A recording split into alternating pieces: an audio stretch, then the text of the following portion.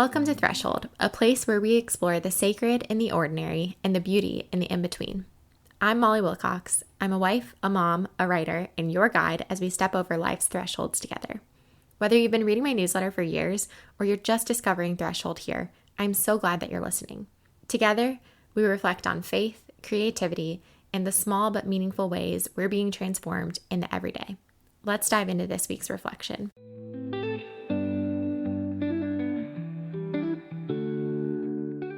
I have a long history of needing to bite my tongue in church small groups. My close people know that even though I can throw together a trendy outfit and blend in at a hip coffee shop in Nashville, I'm just a regular old nerd in disguise. I like researching things, and not just in I Google questions I have about why my dog sleeps so much way, but in I actually like the library way. In college, I had a part-time research job, and the subject of my questions and fascination was the Bible. When my husband and I left school, a college professor kindly told us before graduation that church small groups may become a challenge for us in adulthood. We would simply know more about the Bible than most people. We quickly found this to be true. My post-small group rants in the car became habitual. One notable time I chose not to just stay quiet was when I explained the difference between two popular stances on a divisive issue when multiple people in the room were on opposing sides. I kept it calm, sharing that historically, both were acceptable and had biblical backing. In reply, a person in leadership quickly squashed my explanation, saying their church growing up had always taught it this way. Sigh. I became more willing to let, quote, interesting theology slide over time, realizing that most people just don't have enough context to understand, even when I did explain, and that was okay. I didn't have to correct and teach all the time. I could sit back and listen. Until trauma. Theology around suffering is really hard. It doesn't make sense, and truthfully, I don't think there will ever be enough language or knowledge to explain it in this life. But I do think that I don't think a good God would harm his child just to prove he can heal. This theology is something I hear a lot around suffering, although not always in those same words. Basically, the line of thinking is that God allows the hurt to happen in order to heal, or that God allowed this certain bad thing to happen so he could redeem it with another particularly good thing. But I don't need proof God can heal. I don't need proof God can redeem. I already know this.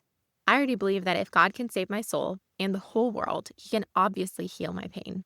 My faith is rooted in a miraculous death to life resurrection story, so that means I believe in more than just healing. I believe in dead things coming back to life, in a dead person coming back to life. I also believe God is a good father. A father with some narcissistic tendencies might want to break his kid's arm just to show him he knows the way to the hospital to get bandaged up and can care for his son during his recovery. But not God. God does not need us to recognize his goodness. His goodness and his character just are and always will be. We don't need to look his way and notice, but of course, life is a lot lovelier when we do. The whole world feels different to me after trauma. Some days, it's almost normal. Other days, I feel like I'm living in my house and body, and life is like some weird version of playing dress up. I feel like I'm playing pretend just by ordering my favorite iced coffee and driving down familiar roads. When people see my son and I circling the lamp section again and again in the store while he squeals with delight over the lights, I know these strangers don't see what I feel lurking underneath. There's still darkness down here. I watched my son crawl into his little playhouse, stacking up his books. It had been a heavy week for me in trauma recovery land. Too many triggers, a lot coming up. Do you remember too? I thought as I watched him. So pure, so innocent. Yet his entry into the world was nothing short of terrifying. And sometimes I'm still angry about that.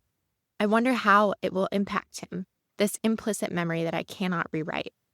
I don't ask God where he was in our story as much anymore. Instead, I just beg him to show me he's still here. We've tried a lot of small groups over the past year or so. The theology doesn't leave me ranting in the car on the way home anymore. Instead, I usually tell my husband I just need some time alone. I stand in the shower and I let the hot water start to burn my feet. Tears run down my face and I watch the water run over my scar. I hear echoes of, God is going to show you he can heal you in my head while I carry the burden of a reality that few people know or understand. I wrap myself up in a towel and Taylor Swift echoes in the background. Please, I've been on my knees. Change the prophecy. Redemption is a reality I believe in. It's just that right now, when people tell me about how it will fix my problems in a small group, I don't feel understood or cared for. I just feel terribly alone. Trauma has softened me. Someone told me something really hard recently. It felt familiar. I sat. I listened. When she asked why and where God was in her story, I told her I didn't know.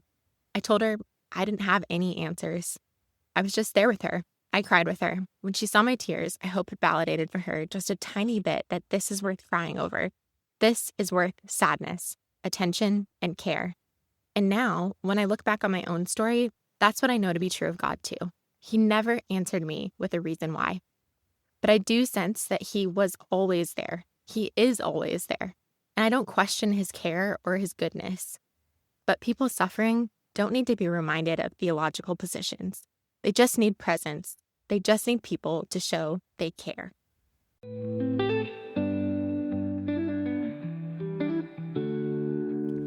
Thanks for spending time with me today on Threshold.